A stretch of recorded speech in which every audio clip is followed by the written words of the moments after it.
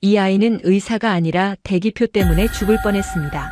세계 최고라 불리던 의료 시스템 속에서 17살 여학생은 1년 넘게 두통과 시야 이상을 호소했지만 돌아온 말은 늘 같았습니다. 조금 더 지켜보시죠. 검사는 밀렸고 시간은 흘렀습니다. 그러다 한국의 한 궁궐에서 그녀는 돌바닥 위로 쓰러집니다. 그 순간 이 나라는 망설이지 않았습니다. 7분 만에 출동, 30분 만에 진단, 10시간의 수술. 무엇이 한 사람의 끝을 다시 삶으로 되돌려 놓았을까요? 지금 그 이야기를 시작하겠습니다. 구독과 좋아요는 아주 큰 힘이 됩니다. 지금 어디에서 듣고 계신지 댓글로 알려주세요. 그럼 지금 사연 시작하겠습니다. 저는 리사입니다. 17살 독일에서 태어나고 자랐죠. 평범한 학생이었어요. 친구들과 카페에서 수다 떨고 주말엔 자전거 타고 시험 기간엔 밤새 공부하는 그런 일상을 살았습니다. 그런데 1년 전부터 제 머릿속에서 무언가 잘못되기 시작했어요.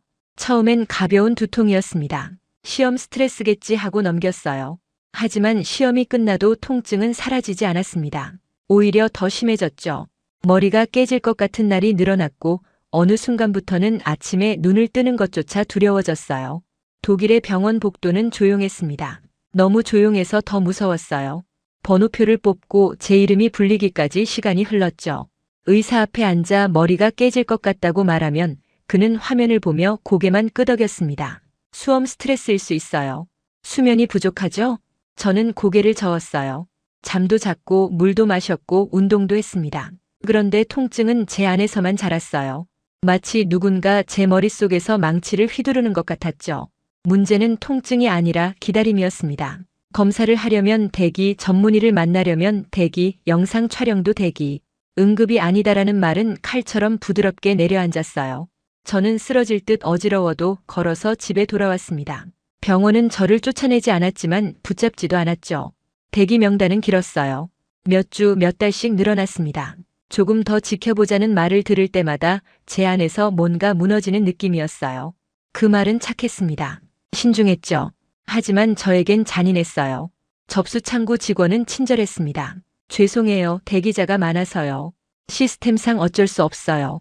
저는 고개를 끄덕였죠. 화낼 수도 없었어요. 그들도 규칙을 따르는 것뿐이니까. 하지만 제 머릿속 폭탄은 규칙을 따라주지 않았습니다. 매일 아침 일어날 때마다 생각했어요. 오늘은 괜찮을까? 학교 복도를 걸으며 벽을 짚고 수업 시간엔 칠판이 2개로 보이는 날도 있었습니다. 선생님이 물었어요. 리사, 괜찮아? 저는 웃으며 대답했죠. 네, 괜찮아요. 거짓말이었습니다. 학교에선 웃어야 했습니다. 친구들은 한국 수학여행 얘기로 들떠 있었어요. 명동, 경복궁, K-팝 모두가 기대에 차 있었죠. 저는 책상 서랍에 약통을 숨겼습니다. 약을 먹고도 아픈 날이 늘었고 어느 순간부터는 약이 의미를 잃는 느낌이 들었어요. 리사, 너도 가는 거지? 친구가 물었을 때 저는 웃으며 대답했습니다. 당연하지. 하지만 제 안에서는 다른 목소리가 울렸어요. 이 여행이 마지막일 수도 있어. 그 생각이 머릿속을 떠나지 않았습니다. 검사 일정표는 여전히 멀었어요. 3개월 뒤, 아니 어쩌면 더 늦을 수도 있다고 했죠. 그 사이에 제 몸은 계속 신호를 보냈습니다. 손끝이 저리고 시야가 흐려지고 귀에서 이명이 울렸어요. 어느 밤 거울 앞에서 제 얼굴을 오래 봤습니다. 눈밑이 꺼져 있었어요. 뺨도 야위었죠. 손끝이 떨렸습니다. 왜 하필 나지? 그 질문이 머리 한가운데 박혔어요. 수백만 명의 학생 중에서 왜 제가 이런 고통을 겪어야 하는지 이해할 수 없었습니다. 부모님은 걱정했지만 방법이 없었어요. 시스템은 천천히 움직였고 저희는 그 속도를 따라야 했습니다. 독일은 체계적인 나라야. 기다리면 내 차례가 올 거야. 엄마가 말했지만 저는 알고 있었어요. 제 몸이 그때까지 기다려줄지 모르겠다는 걸. 그래서 저는 결심했습니다. 이 한국 여행을 가기로. 마지막이 될지 새로운 시작이 될지 모르지만 적어도 기다림 속에서 무너지진 않겠다고 다짐했어요. 여행 가방을 싸며 저는 약통을 먼저 챙겼습니다. 3개. 옷보다 먼저 손이 갔죠. 이것들이 날 지켜줄 거야. 그렇게 믿고 싶었어요. 플라스틱 통을 흔들면 알약들이 딸그락거렸습니다. 그 소리가 이상하게 안심이 됐어요. 적어도 이것들은 저를 버리지 않으니까. 부모님은 걱정스러운 눈으로 저를 봤습니다. 정말 괜찮겠니? 아빠가 물었어요. 저는 고개를 끄덕였죠.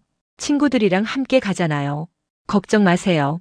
엄마는 제 손을 잡았습니다. 약은 꼭 챙겨 먹고 이상하면 바로 연락해. 저는 알고 있었어요. 그들도 무력함을 느끼고 있다는 걸. 우리 모두 시스템 앞에서 작았습니다. 친구들에게도 말하지 않았어요. 제 고통을. 그들은 여행을 기대하고 있었고 저는 그 기대에 찬물을 끼얹고 싶지 않았습니다. 리사, 한국 음식 먹어봐야지. 명동에서 쇼핑하자. 저는 웃으며 대답했어요. 응, 그래야지. 하지만 가방 속 약통만이 제 진짜 상태를 알고 있었습니다. 한국행 비행기 표를 움켜쥐고 저는 창밖을 바라봤습니다. 독일의 하늘은 회색이었어요. 언제나처럼 그 하늘 아래서 저는 1년 넘게 아파왔습니다. 이제 다른 하늘로 가는 거예요. 그곳에서 뭘 만나게 될지 저는 몰랐습니다. 다만 한 가지는 확실했어요.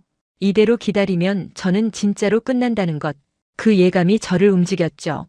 공항으로 향하는 차 안에서 저는 또다시 관자놀이를 눌렀습니다. 익숙한 통증이 다시 밀려왔어요. 하지만 이번엔 참았습니다.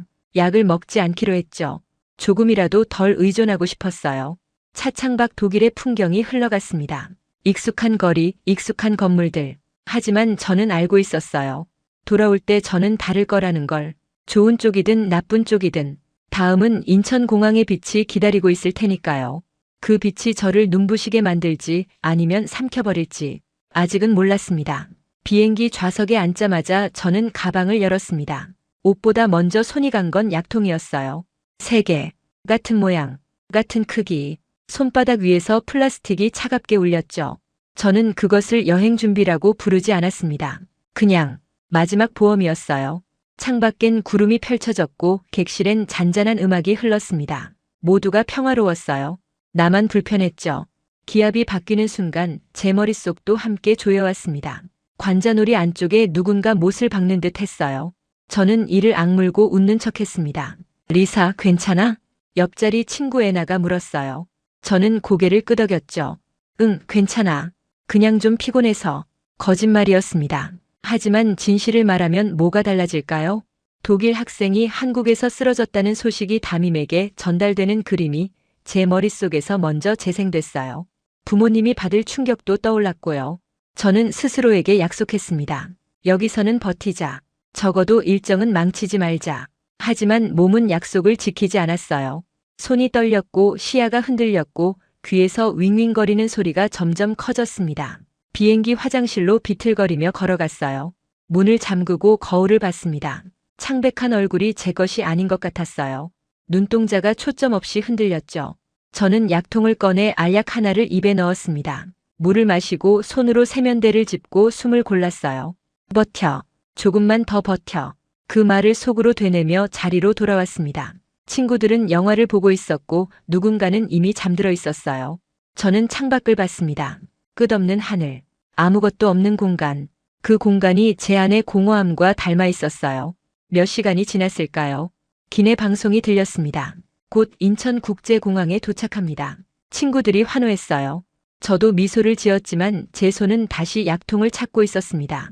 인천에 내리는 순간 제가 처음 느낀 건 환영이 아니라 빛의 압력이었어요. 천장 전체를 채운 하얀 조명, 먼지 한 톨 없어 보이는 바닥, 그리고 사람들의 속도, 걷는 게 아니라 흘러가는 듯 했죠. 그런데 이상하게 서로 부딪히지 않았습니다. 빠른데도 질서가 있었어요. 와, 진짜 깨끗하다. 친구들이 감탄했습니다. 저도 감탄했어요. 하지만 다른 이유였죠. 이 속도에 제가 적응할 수 있을까 하는 두려움 때문이었습니다. 입국 심사를 기다리는 줄은 빨리 움직였어요. 독일에서라면 30분은 걸렸을 텐데 여기선 10분도 안 걸렸습니다. 심사관은 제 여권을 보고 짧게 말했어요. 여행 목적, 수학여행입니다. 즐거운 시간 되세요. 그게 전부였어요. 빠르고 정확하고 친절했죠. 하지만 그 빠름이 저를 조급하게 만들었습니다. 모든 게 빠르게 진행되면 제 문제도 빨리 터질 것 같았어요. 짐을 찾는 곳도 효율적이었습니다. 컨베이어 벨트가 쉬지 않고 돌아가고 안내 표지판은 세계 국어로 친절하게 알려줬어요. 저는 제 캐리어를 찾으며 생각했습니다. 이 나라는 기다림을 싫어하나 봐. 독일과는 정반대였어요. 버스를 타고 서울로 들어가며 저는 창밖을 봤습니다. 다리 위로 불빛이 이어지고 도시가 살아있는 심장처럼 뛰었어요. 건물들은 빛으로 꾸며져 있었고 거리는 밤인데도 나처럼 밝았습니다. 리사, 저거 봐. 한강이래. 친구가 소리쳤어요. 저도 봤습니다. 강물 위로 다리의 조명이 반짝였죠. 아름다웠어요. 너무 아름다워서 슬펐습니다. 이런 걸 제대로 즐길 수 있을까? 그 생각이 들었거든요. 호텔에 도착했을 때 밤 10시가 넘어 있었어요. 짐을 풀며 저는 제일 먼저 약통을 꺼내 침대 옆 탁자에 놓았습니다. 세 개를 나란히, 마치 제 운명을 지켜줄 파수꾼처럼. 룸메이트가 된 애나가 말했어요. 리사, 약 많이 챙겨왔네. 저는 웃으며 대답했습니다. 응, 혹시 몰라서. 해외에서 아프면 곤란하잖아. 그것도 그렇네. 나도 소화제는 챙겨왔어. 애나는 금방 샤워를 하러 갔어요. 저는 혼자 남아 약통을 만지작거렸습니다. 소화제와는 다르죠. 이건 제 생명줄이었으니까. 샤워를 하고 침대에 누웠습니다. 천장을 보며 오늘을 돌아봤어요. 비행기, 공항, 버스, 도시. 모든 게 빨랐습니다. 하지만 그 빠름 속에서 제 몸은 점점 더 무거워졌어요. 물을 한 모금 마시고 약을 삼켰습니다. 이제 2통 반이 남았네요. 일주일 여행에 충분할까? 저는 계산을 시작했습니다. 하루에 3알씩이면, 아니, 통증이 심하면 4알씩, 모자라면 어떡하지? 그 생각이 들자 가슴이 답답해졌어요. 저는 약통을 다시 쥐었습니다. 이 작은 물건이 제 운명을 결정하는 게 싫었어요. 하지만 더 싫은 건 그 운명을 바꿀 기회조차 없다는 느낌이었습니다. 창밖으로 서울의 야경이 보였어요. 수많은 불빛들, 저마다 누군가의 삶이겠죠. 그 중에 저 같은 사람도 있을까요? 시한폭탄을 안고 웃으며 걷는 사람. 저만 이렇게 외로운 걸까요? 눈을 감았습니다. 내일은 경복궁에 간다고 했어요. 친구들은 벌써 한복 입는 얘기로 들떠 있었죠. 저도 한복을 입게 될까요? 아니면 침대에 누워 통증과 싸우고 있을까요? 저는 알 수 없었어요. 하지만 한 가지는 확실했습니다. 약통의 무게가 점점 더 무겁게 느껴진다는 것, 그리고 그 무게를 언제까지 견딜 수 있을지 모르겠다는 것. 어둠 속에서 약통이 희미하게 빛났습니다. 플라스틱에 반사된 도시의 불빛이었어요. 저는 그 빛을 보며 생각했죠. 이 약통을 버릴 날이 올까? 아니면 저보다 오래 남을까? 리사, 일어나. 오늘 경복궁 가는 날이야. 애나가 제 이불을 흔들었어요. 같은 방을 쓰는 룸메이트였죠. 저는 눈을 뜨고 천장을 봤습니다. 머리가 무겁고 어지러웠어요. 하지만 일어나야 했습니다. 응, 일어났어. 거울을 보니 얼굴이 더 창백해진 것 같았어요. 눈 밑 다크서클도 짙어졌고요. 화장으로 가리려 했지만 한계가 있었습니다. 호텔 조식을 먹으며 선생님이 오늘 일정을 설명했습니다. 오전엔 명동 자유시간이야. 점심 먹고 오후에 경복궁 가는 거고, 저녁엔 야간 관람이니까 한복도 입어볼 거야. 친구들이 환호했어요. 저도 기대됐습니다. 아프지만 않다면요. 명동은 사람들로 북적였어요. 화장품 가게, 옷가게, 음식 노점들. 친구들은 신이 나서 여기저기 돌아다녔죠. 저도 따라다녔지만 점점 숨이 가빠졌습니다. 거리 곳곳에서 한국어와 영어, 중국어가 뒤섞여 들렸어요. 관광객들이 정말 많았죠. 길거리 음식 냄새도 진했습니다. 떡볶이, 핫도그, 치킨. 평소라면 군침이 돌았을 텐데 지금은 속이 메스꺼웠어요. 리사, 이거 봐. 귀여운 거 엄청 많아. 애나가 액세서리 가게로 달려갔어요. 저도 들어갔지만 조명이 너무 밝아서 눈이 아팠습니다. 사람들의 목소리도 귀에 울렸고요. 잠깐 화장실 다녀올게. 근처 카페로 들어가 화장실에서 약을 꺼냈습니다. 알약 2개를 삼켰어요. 평소보다 많지만 안 그러면 버틸 수 없을 것 같았거든요. 거울을 봤습니다. 입술이 파래져 있었어요. 손으로 뺨을 때려 핏기를 돌게 했죠.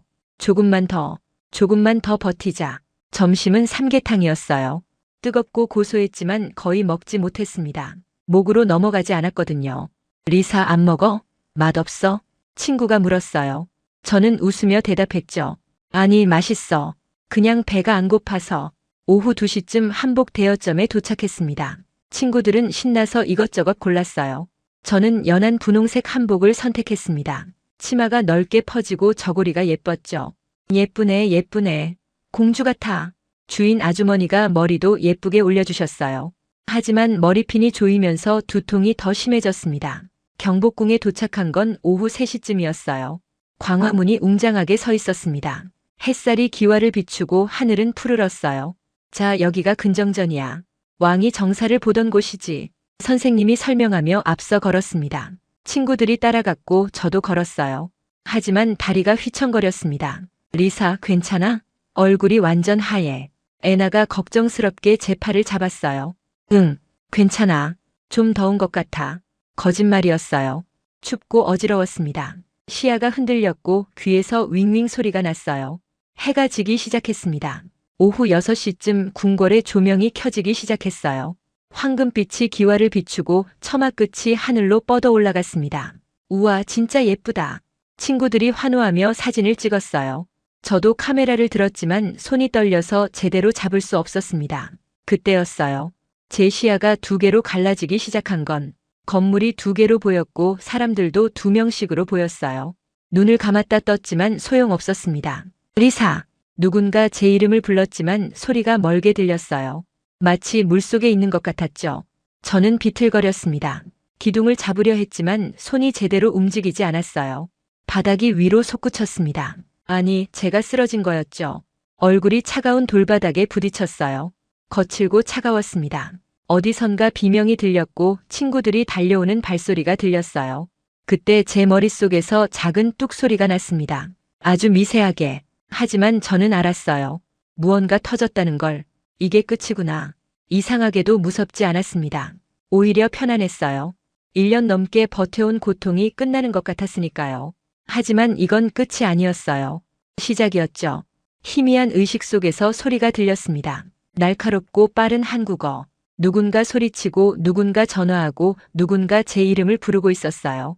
그리고 사이렌. 너무 빨랐어요. 믿을 수 없을 정도로. 몇 분 만에 구급차가 도착했습니다. 독일이었다면 최소 15분은 걸렸을 거예요. 하지만 여기선 달랐습니다. 발소리가 가까워졌어요. 뛰어오는 발소리. 여러 명. 무거운 장비를 든 사람들. 누군가 제 손목을 잡았습니다. 따뜻하고 단단한 손이었어요. 맥박을 재는 것 같았죠. 누군가 제 이마에 손을 댔고 누군가 제 호흡을 확인했습니다. 움직임이 빠르고 정확했어요. 지체가 없었죠. 괜찮아. 우리가 데려갈게. 서툰 영어였지만 그 말이 마음에 스며들었습니다. 들것이 펼쳐지는 소리가 들렸어요. 제 몸이 들어 올려졌고 부드럽게 눕혀졌습니다. 구급차 문이 닫히는 소리, 사이렌이 다시 울리는 소리, 그리고 모든 소리가 멀어졌어요. 경복궁의 불빛도 친구들의 울음소리도 차가운 돌바닥도 다만 한 가지만 남았습니다. 누군가 제 손을 꼭 잡고 있다는 감각.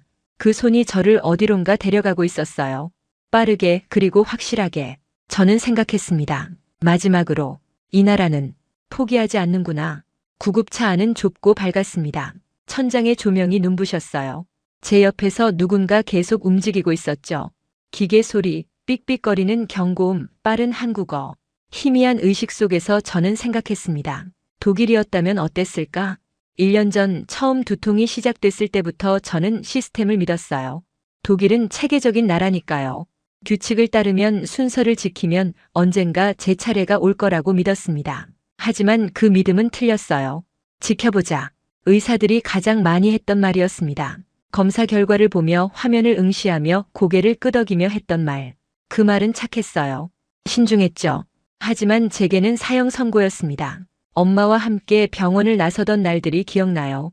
복도를 걸으며 엄마가 제 손을 꽉 잡았어요. 괜찮을 거야. 독일 의료 시스템은 세계 최고잖아. 엄마도 그렇게 믿고 싶었던 거죠. 하지만 최고의 시스템도 느리면 소용없었어요. 대기 명단이 길어요. 접수 창구 직원이 미안한 표정으로 말했던 것도 기억나요. 그녀도 규칙을 따르는 것뿐이었죠. 시스템이 그렇게 돌아가니까요. 3개월 대기, 6개월 대기, 응급이 아니면 뒤로 밀려났습니다. 하지만 제 머릿속 폭탄은 대기 명단을 읽지 못했어요. 순서를 기다려주지 않았습니다. 구급차가 흔들렸어요. 급커브를 도는 것 같았죠. 하지만 사이렌은 멈추지 않았습니다. 계속 울렸어요. 길을 비켜달라고 우리가 지나간다고 외치며. 그리고 차들이 비켰습니다. 저는 흐릿한 의식 속에서도 느낄 수 있었어요. 막혔던 길이 갈라지는 걸, 차들이 양옆으로 조용히 비키는 걸. 경적이 없었어요. 욕설도 없었고요. 누가 시킨 것도 아닌데 모두가 알아서 길을 내주었습니다. 왜 이렇게 빨라? 독일에서라면 구급차도 교통신호를 따라야 했어요. 물론 우선권은 있지만 막힌 도로에선 어쩔 수 없었죠. 10분, 15분, 때로는 20분도 걸렸습니다. 하지만 여기는 달랐어요. 누군가 제 손을 잡고 있었습니다. 따뜻한 손이었어요. 맥박을 재는 건지 위로하는 건지 모르겠지만 그 손은 저를 놓지 않았습니다. 괜찮아요. 곧 도착해요. 서툰 영어였지만 그 말에 힘이 있었어요. 거짓말 같지 않았죠. 정말로 곧 도착할 것 같았습니다. 그리고 정말로 몇 분 만에 구급차가 멈췄어요. 문이 열리고 차가운 공기가 들어왔습니다. 밝은 조명, 뛰어오는 발소리, 빠른 목소리들. 들것이 빠져나갔고 저는 움직였어요. 천장의 불빛이 빠르게 지나갔습니다. 복도인 것 같았죠. 형광등이 줄지어 흘러갔어요. 뇌출혈 의심 환자 17세 여성 의식 저하. 누군가 소리쳤어요. 한국어였지만 그 다급함은 언어를 넘어 전해졌습니다. 주변에서 발소리가 더 많아졌어요. 여러 사람이 동시에 움직이는 소리. 의사들인가 봐요. 간호사들도 있었겠죠. CT 준비됐어? 네, 바로 가능합니다. 보호자는? 학교 선생님이 오는 중입니다. 혈압은 90에 60 떨어지고 있습니다. 대화가 빨랐어요. 질문과 대답 사이에 망설임이 없었죠. 모두가 자기 역할을 알고 있는 것 같았습니다. 저는 방으로 옮겨졌어요. 차가운 기계 앞에 눕혀졌습니다. 컴퓨터 단층 촬영이었나 봐요. 독일에서는 예약하고 기다려야 하는 검사. 어디선가 익숙한 목소리가 들렸어요. 선생님이었습니다. 구급차를 따라 같이 오신 거예요. 선생님은 여기서 기다리셔야 합니다. 네, 알겠습니다. 리사, 괜찮을 거야. 선생님의 목소리가 떨리고 있었어요. 하지만 그 목소리가 저를 조금 안심시켰습니다. 혼자가 아니라는 걸 알았으니까요. 움직이지 마세요. 목소리가 들렸고 기계가 움직이기 시작했어요. 윙윙거리는 소리, 제 머리를 촬영하는 소리. 몇 분이 지났을까요? 아니, 몇 초였을지도 모르겠어요. 시간 감각이 없었습니다. 다시 복도로 나왔고 또 다른 방으로 옮겨졌어요. 뇌동정맥 기형 확인, 출혈 진행 중. 의사의 목소리가 들렸습니다. 차갑고 정확했어요. 수술 준비, 지금 당장. 네. 여러 목소리가 동시에 대답했어요. 그리고 다시 움직임, 빠르고 정확한 움직임. 저는 희미한 의식 속에서 생각했습니다. 독일이었다면 지금쯤 뭘 하고 있었을까? 아마도 대기실에 앉아 있었겠죠. 번호표를 쥐고 제 이름이 불리기를 기다리며 의사를 만나면 검사가 필요합니다라는 말을 듣고 또 다른 대기 명단에 이름을 올렸을 거예요. 그 사이 제 뇌는 계속 출혈했겠죠. 그 사이 저는 죽어갔을 거예요. 하지만 여기는 달랐습니다. 아무도 지켜보자고 말하지 않았어요. 아무도 대기하세요라고 하지 않았습니다. 그들은 지금 당장 움직였어요. 제 눈꺼풀이 무거워졌습니다. 누군가 마스크를 씌우는 게 느껴졌어요. 숫자를 세봐요. 하나, 둘. 독일어로 중얼거렸어요. 하나, 둘. 그리고 모든 게 멈췄습니다. 의식이 꺼지는 순간 마지막으로 느낀 건 안도감이었어요. 이 나라는 나를 포기하지 않았구나. 그 생각이 제 마지막 기억이었습니다. 독일의 느린 말들 지켜보자, 대기하세요, 조금만 더. 그 말들이 저를 여기까지 끌고 왔어요. 죽음의 문턱까지. 하지만 한국의 빠른 손들이 저를 잡아당겼습니다. 삶의 쪽으로. 그 차이가 제 운명을 갈랐어요. 이제 저는 알았습니다. 신중함과 속도는 다르다는 걸, 체계와 효율은 다르다는 걸, 그리고 때로는 빠른 결정이 목숨을 구한다는 걸. 어둠이 저를 완전히 삼켰을 때 저는 더 이상 두렵지 않았습니다. 다음에 눈을 뜨면 저는 다른 사람이 되어 있을 테니까요. 눈을 떴습니다. 천장이 하얗게 떠 있었어요. 형광등이 눈부셨습니다. 제 눈은 초점을 맞추려 애썼죠. 천천히 천천히 기계음이 들렸어요. 규칙적으로 울리는 소리, 삑삑삑, 심박수를 재는 소리였나 봐요. 숨을 쉬려고 했습니다. 목이 말랐어요. 입술이 바짝 말라 있었죠. 그리고 가장 먼저 느낀 건 고통이 없다는 사실이었어요. 머리가 안 아팠습니다. 1년 넘게 저를 괴롭혔던 그 통증이 사라져 있었어요. 귀에 이명도, 눈앞에 검은 점도, 관자놀이를 조이는 느낌도 없었습니다. 저는 믿을 수 없어서 손을 들어 머리를 만졌어요. 붕대가 감겨 있었습니다. 두툼하게. 하지만 그 익숙한 통증이 없었어요. 진짜 안 아파. 눈물이 났습니다.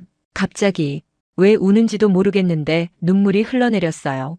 안도, 감사, 믿기지 않음? 다 섞여 있었습니다. 문이 열렸어요. 의사가 들어왔습니다. 젊고 단정한 얼굴. 그는 차트를 보며 제 눈을 확인했죠. 깨어났네요. 차분한 목소리였어요. 놀라지 않았습니다. 당연하다는 듯이. 저는 목이 말라 겨우 물을 달라고 손짓했어요. 간호사가 물컵을 가져다 주었습니다. 빨대로 조금씩 마셨죠. 차갑고 시원했어요. 머리가 안 아파요. 제 첫마디였습니다. 목소리가 갈라졌어요. 하지만 또렷했죠. 의사가 모니터를 켰어요. 뇌 영상이 떴습니다. 선명했어요. 제가 그렇게 기다렸던 제 몸의 진짜 얼굴. 그는 화면의 한 부분을 가리켰습니다. 여기 보이시죠? 뇌동정맥 기형이었습니다. 그 단어는 차갑지만 이상하게 따뜻했어요. 이름이 생겼다는 건 길이 생겼다는 뜻이니까요. 터지기 직전이었어요. 매우 위험했습니다. 저는 화면을 보며 숨을 삼켰습니다. 내 머릿속에 시한폭탄이 있었어요. 저는 그걸 안고 걸어 다녔습니다. 학교도 갔고 여행도 왔죠. 의사가 말했습니다. 우리는 찾았습니다. 그리고 제거했어요. 그 문장이 제 안에서 무너진 무엇을 다시 세웠어요. 나는 버려진 게 아니었구나. 그 생각이 올라오자 눈물이 더 났습니다. 감동이라기보다 살아남은 사람의 뒤늦은 떨림이었어요. 독일에서는 제가 말을 꺼냈습니다. 의사가 고개를 끄덕이며 들었어요. 1년 넘게 기다렸어요. 검사 예약도 전문의 상담도 모든 게 대기였죠. 의사는 잠시 생각하다 말했습니다. 시스템의 차이입니다. 독일은 신중하게 접근하죠. 우리는 속도를 중시합니다. 어느 쪽이 맞다고 할 순 없어요. 다만 그가 제 눈을 똑바로 봤습니다. 당신의 경우엔 속도가 필요했어요. 1분 1초가 중요했습니다. 저는 고개를 끄덕였어요. 알고 있었습니다. 조금만 늦었어도 저는 죽었을 거예요. 경복궁에서 쓰러진 게 오후 7시 43분이었어요. 병원 도착이 7시 50분, 수술 시작이 8시 15분. 골든타임 안에 모든 게 이루어졌습니다. 7분, 병원까지 7분, 그리고 25분 안에 수술실까지. 독일에서라면 상상도 못할 속도였어요. 선생님은? 제가 물었습니다. 대기실에 계십니다. 친구분들도 와 있어요. 잠시 후 면회 가능합니다. 안도감이 밀려왔어요. 혼자가 아니라는 게. 의사가 일어서며 말했습니다. 며칠 더 입원해야 해요. 상태를 지켜봐야 하니까요. 하지만 예후는 좋습니다. 잘 회복할 거예요. 감사합니다. 그 말밖에 할 수 없었어요. 감사합니다. 저를 포기하지 않아줘서, 빨리 움직여줘서, 찾아줘서. 의사가 나가고 저는 혼자 남았습니다. 창문이 보였어요. 밖은 밝았습니다. 낮인가 봐요. 햇살이 들어왔죠. 저는 천천히 주변을 둘러봤어요. 침대 옆 탁자, 물컵, 그리고 약통이 없었습니다. 비행기에 탈 때부터 꽉 쥐고 있던 그 약통. 여행 내내 저를 따라다녔던 3개의 플라스틱 통. 이제 필요 없었어요. 이제 약통 없이도 살 수 있구나. 그 생각이 들자 이상하게 가벼워졌습니다. 머리가 아니라 마음이. 문이 열렸어요. 선생님이 조심스럽게 들어오셨습니다. 리사, 깨어났구나. 선생님의 눈이 빨갛게 부어 있었어요. 우셨나 봐요. 네, 선생님. 걱정 끼쳐드려서 죄송해요. 무슨 소리야.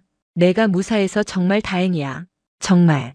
선생님이 말을 잇지 못하고 눈물을 닦으셨어요. 저도 따라 울었습니다. 한국 의료진이 정말 대단하더라. 순식간에 모든 게 진행됐어. 독일 같았으면. 선생님이 말을 멈췄어요. 하지만 저는 알았습니다. 독일 같았으면 저는 지금 여기 없었을 거라는 걸. 친구들도 밖에서 기다리고 있어. 애나가 엄청 울었어. 저는 웃었어요. 아프지 않게 웃을 수 있다는 게 신기했습니다. 이따가 보고 싶어요. 그래. 조금 쉬고 있어. 나중에 다시 올게. 선생님이 나가시고 저는 다시 천장을 봤어요. 하얀 천장, 규칙적인 기계음, 창밖의 햇살, 그리고 무엇보다 고통 없는 머리. 저는 살아있었습니다. 진짜로. 그리고 이제 알았어요. 제 시선이 바뀌었다는 걸. 한국은 더 이상 빠른 나라가 아니었어요. 살리기 위해 훈련된 나라였습니다. 기다림의 잔인함을 아는 나라. 1분 1초의 가치를 아는 나라. 창밖을 봤습니다. 서울의 하늘이 보였어요. 구름 한 점 없이 맑았습니다. 나는 여기서 살았구나. 그리고 언젠가 다시 올 거예요. 관광객으로가 아니라 이 속도를 이해하는 사람으로. 지금은 쉬어야 했습니다. 몸을 회복해야 했죠. 하지만 한 가지는 확실했어요. 이 나라가 저를 찾아냈다는 것, 그리고 포기하지 않았다는 것. 그게 제 목숨을 구했습니다. 며칠이 지났습니다. 병실 창문으로 아침 햇살이 들어왔어요. 서울의 아침은 여전히 빨랐습니다. 사람들은 일찍 움직이고 도시는 일찍 깨어났죠. 침대 옆 의자에 엄마가 앉아 계셨어요. 아빠는 창가에서 커피를 마시고 계셨고요. 부모님은 제가 쓰러진 다음 날 비행기를 타고 오셨습니다. 독일에서 한국까지 쉬지 않고 달려오셨죠. 엄마, 물 좀 주세요. 그래, 잠깐만. 엄마가 물컵을 가져다 주셨어요. 손이 떨리고 계셨습니다. 아직도 불안한 거예요. 엄마, 괜찮아요. 이제 정말 괜찮아요. 알아. 그래도 자꾸 걱정이 되네. 아빠가 다가와 제 손을 잡으셨어요. 한국 의료진한테 정말 감사해야겠어. 너를 살려줬어. 응, 저도 알아요. 선생님과 친구들은 어제 독일로 돌아갔습니다. 일정이 끝났으니까요. 애나가 떠나기 전에 와서 한참을 울었어요. 리사, 꼭 건강해져서 돌아와. 그럴게. 걱정 마. 부모님이랑 잘 있어. 나중에 연락할게. 친구들이 떠나고 병실은 조용해졌습니다. 하지만 외롭지 않았어요. 부모님이 계셨으니까요. 하지만 이제 그 빠름이 다르게 보였어요. 처음 한국에 도착했을 때 인천공항의 밝은 조명이 저를 공격하는 것 같았습니다. 너무 밝고 너무 빠르고 너무 많았어요. 제 약한 몸에는 버거웠죠. 지금은 그 빛이 다르게 느껴졌습니다. 공격이 아니라 보호였어요. 어둠 속에서 길을 잃지 않도록 누군가를 놓치지 않도록 켜놓은 빛. 회지는 규칙적으로 왔습니다. 아침 8시, 점심 1시, 저녁 6시. 정확했어요. 의사들은 제 상태를 확인하고 붕대를 갈고 약을 조정했습니다. 오늘 기분은 어때요? 좋아요. 어지럽지 않아요. 좋습니다. 회복이 빠르네요.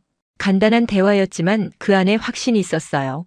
지켜보자가 아니라 좋아지고 있다였습니다. 엄마가 옆에서 통역을 도와주셨어요.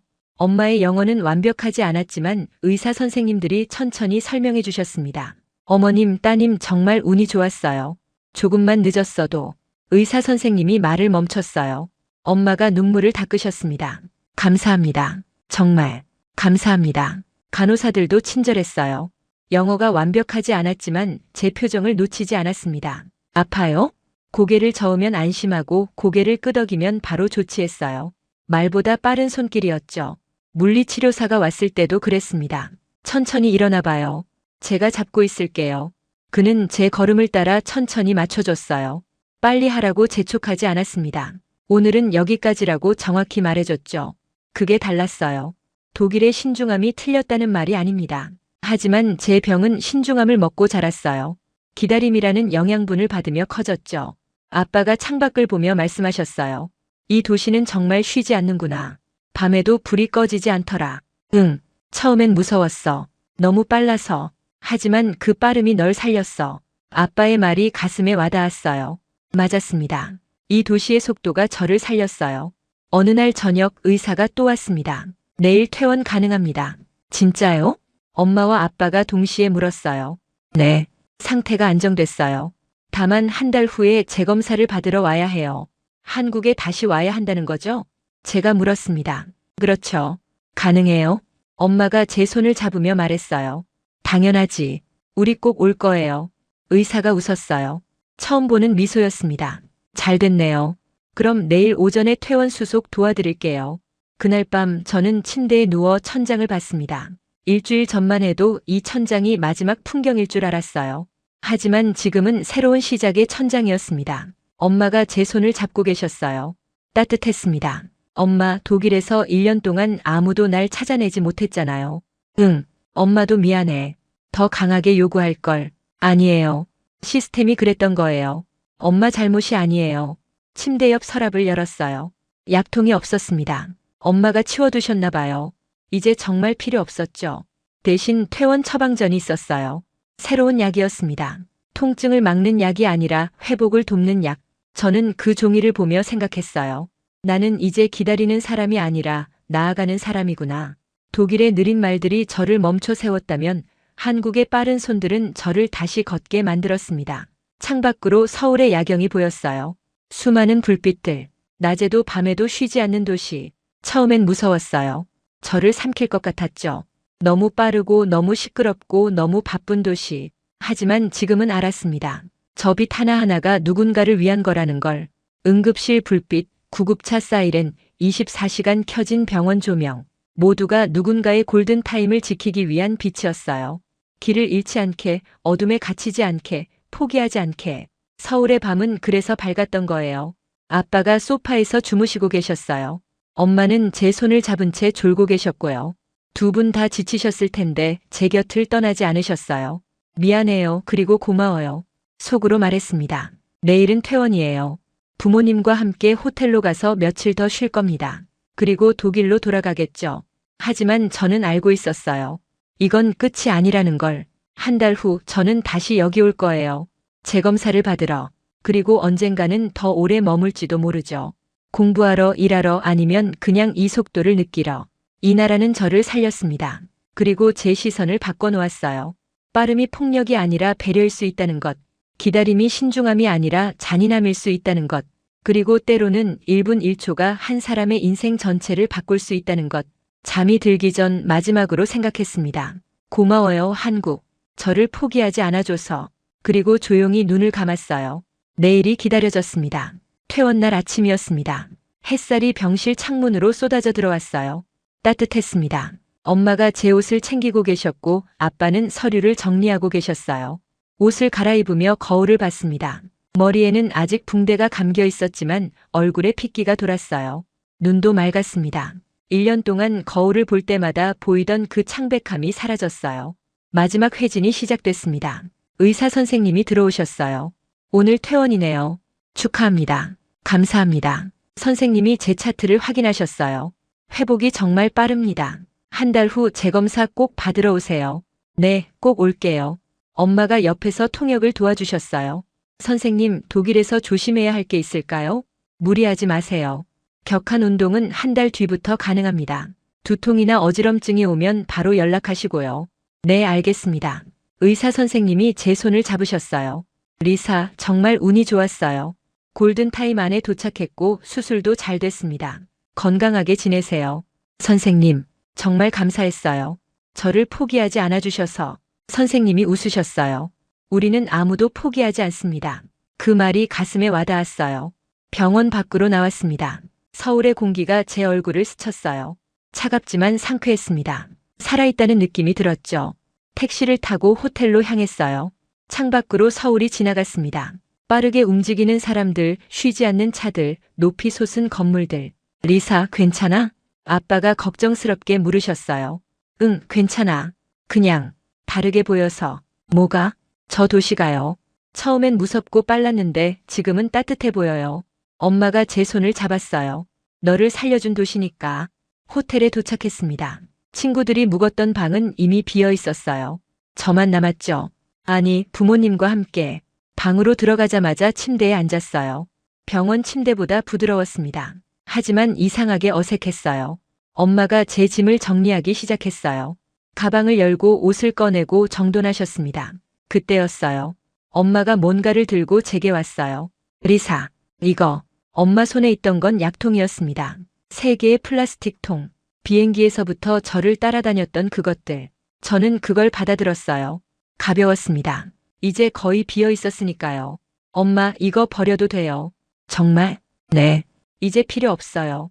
엄마가 약통을 받아 쓰레기통으로 가셨어요. 그리고 멈칫하셨습니다. 정말 괜찮아? 혹시 몰라서 가지고 있는 게 아니에요. 버리세요. 엄마가 약통을 쓰레기통에 넣으셨어요. 똑똑똑 3번의 소리가 났습니다.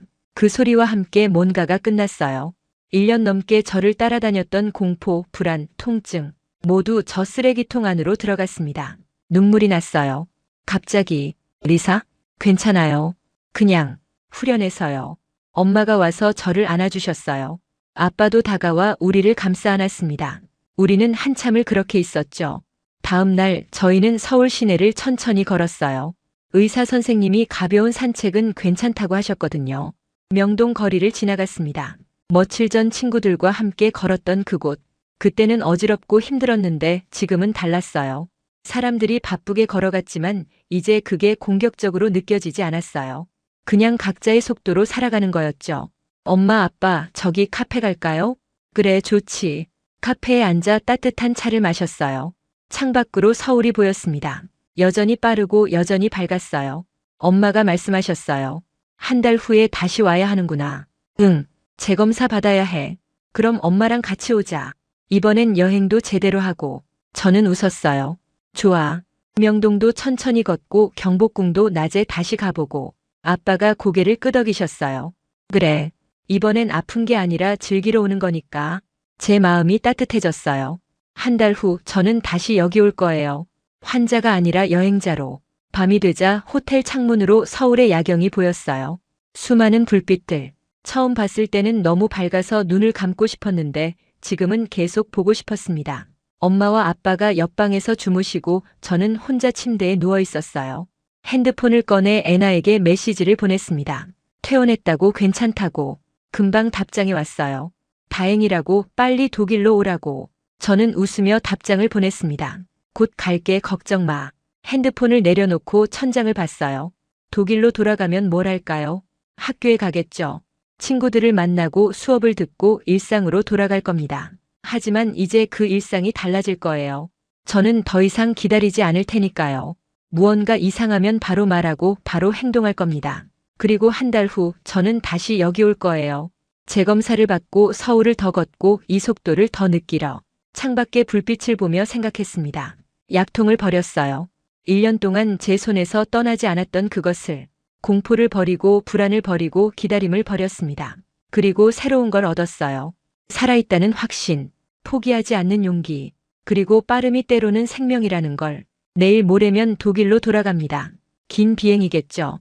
하지만 이번엔 두렵지 않았어요. 제 머릿속 폭탄은 사라졌으니까요. 그리고 제 안에 새로운 무언가가 생겼으니까요. 감사함, 그리고 다시 돌아오겠다는 약속. 잠들기 전 마지막으로 창밖을 봤어요. 서울의 밤은 여전히 밝았습니다. 그 빛이 저를 살렸어요. 고마워요. 그리고 다시 올게요. 속으로 말하고 눈을 감았습니다. 내일이 기다려졌어요. 한 달이 지났습니다. 인천공항에 다시 섰어요. 엄마와 함께였습니다. 이번엔 친구들도 선생님도 없었어요. 재검사를 받으러 온 거였죠. 하지만 느낌이 완전히 달랐습니다. 한 달 전 처음 이곳에 왔을 때 저는 약통을 꽉 쥐고 있었어요. 두려웠고 아팠고 불안했습니다. 공항의 밝은 조명이 공격처럼 느껴졌죠. 지금은 손이 가벼웠어요. 약통이 없었으니까요. 머리도 안 아팠고 시야도 흐리지 않았습니다. 공항의 불빛은 이제 환영처럼 느껴졌어요. 리사 피곤하지? 엄마가 걱정스럽게 물으셨어요. 아니 괜찮아. 오히려 기대돼. 기대? 응. 다시 왔으니까. 엄마가 웃으셨어요. 한 달 전보다 훨씬 편안한 얼굴이었습니다.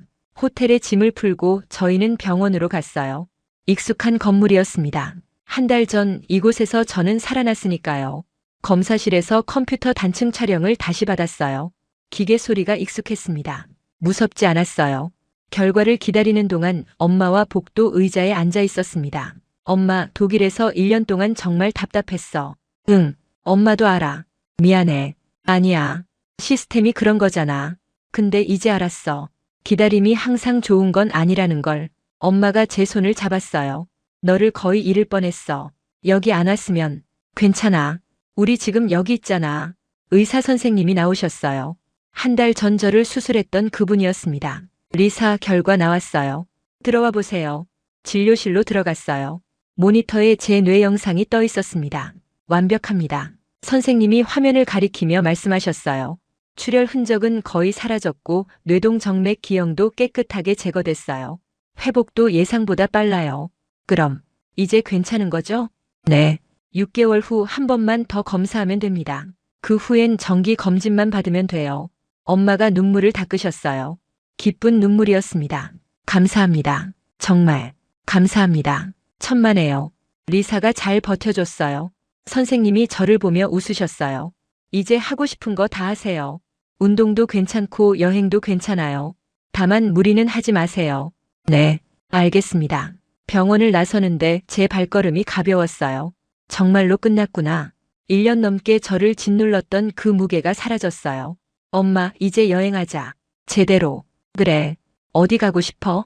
명동 다시 가고 경복궁도 낮에 보고. 아, 남산타워도 가보고 싶어. 엄마가 웃으셨어요. 좋아.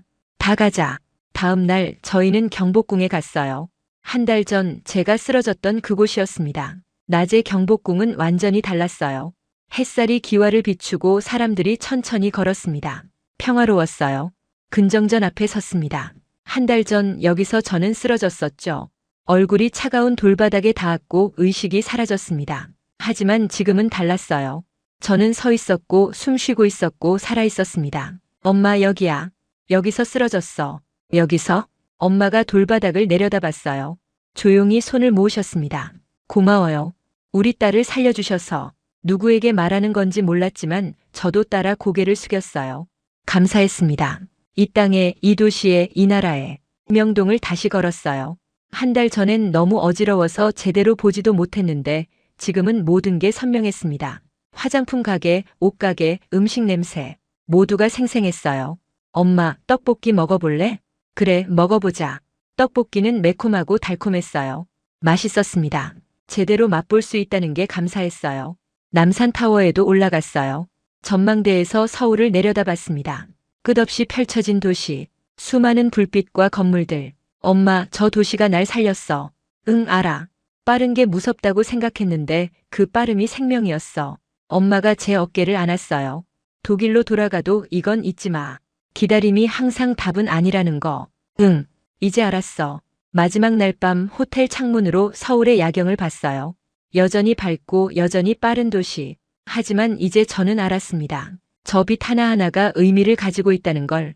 누군가의 골든타임을 위해, 누군가의 생명을 위해 켜진 빛이라는 걸. 내일이면 독일로 돌아갑니다. 학교로, 친구들에게로, 다시 일상으로. 독일에서 한 달을 보냈어요. 학교에 가고 수업을 듣고 친구들을 만났습니다. 모두가 반가워했어요. 살아 돌아온 저를 보며 놀라워했죠. 하지만 저는 변했어요. 더 이상 기다리기만 하는 사람이 아니었습니다. 이상하면 말하고 아프면 요구하고 답이 없으면 찾아갔어요. 그리고 한 달이 지나 다시 여기 왔습니다. 재검사를 받으러. 그리고 6개월 후 저는 다시 여기 올 겁니다. 마지막 검사를 받으러. 그 후에도 올지 몰라요. 여행으로, 공부로, 아니면 그냥 이 속도를 느끼러. 이 나라는 저에게 두 번째 생명을 줬어요. 그리고 새로운 시선을 선물했습니다. 속도는 폭력이 아니라 배려일 수 있다는 것. 기다림은 신중함이 아니라 잔인함일 수 있다는 것. 그리고 1분 1초가 한 사람의 모든 것을 바꿀 수 있다는 것. 창문을 열었어요. 차가운 바람이 들어왔습니다. 겨울이 오고 있었어요. 하지만 추위는 느껴지지 않았습니다. 제 안에 따뜻한 무언가가 있었으니까요. 살아있다는 것, 그리고 포기당하지 않았다는 것. 서울의 불빛을 마지막으로 바라봤어요. 고마워요. 그리고 꼭 다시 올게요. 속으로 말하고 창문을 닫았습니다. 내일은 새로운 시작이에요. 두 번째 생명의 첫날. 저는 준비됐습니다. 영상 재밌게 보셨다면 구독과 좋아요 부탁드립니다. 그리고 한국을 응원하신다면 댓글로 대한민국 만세를 남겨주세요. 감사합니다.